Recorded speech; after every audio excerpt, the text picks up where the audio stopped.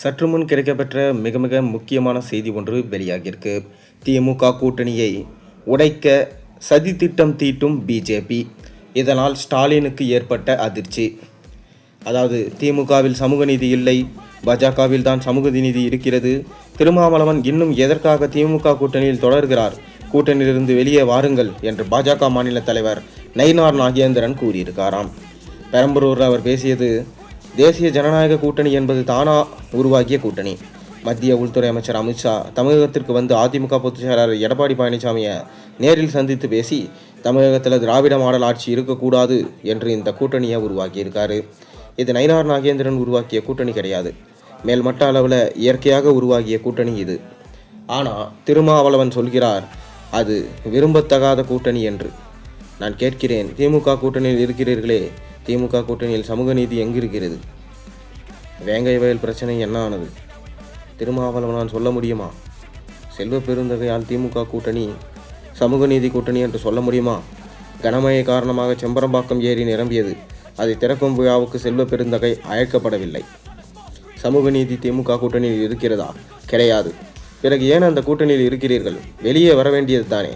பாஜகவில் தான் சமூக நீதி இருக்கிறது. இந்தியாவின் ஜனாதிபதியாக தாழ்த்தப்பட்ட சமூகத்தை சேர்ந்த முர்மு அவர்கள் இருக்கிறார்கள். அப்துல் கலாமை ஜனாதிபதியாக ஆக்கி காட்டிய கட்சி பாஜக தான். எங்களுக்கும் பேதம் கிடையாது. இந்து இஸ்லாம் என்கின்ற பிரிவு பாகுபாடு கிடையாது. ஆனால் அதையெல்லாம் உருவாக்குபவர்கள் திமுக கூட்டணியில் இருக்கிறார்கள். தமிழகத்தில் பெண்களுக்கு பாதுகாப்பு இல்லை. பாலியல் வன்கொடுமைகள் அதிகரித்துள்ளன. லாக்அப் மரணங்கள் நடந்திருக்கின்றன. 24 லாக்அப் மரணங்கள் நடந்திருக்கின்றன. ஆனால் 24வது மரணத்திற்கு மட்டும்தான் முதல்வர் சாரி சொல்கிறார் என்று அவர் பேசியிருந்தார். இதனால் பிஜேபி சதி திட்டம் தீட்டி திமுகவுடைய கூட்டணியை உடைக்க பார்க்கிறாங்க என்கின்ற சர்ச்சையும் தற்போது வந்திருக்கு.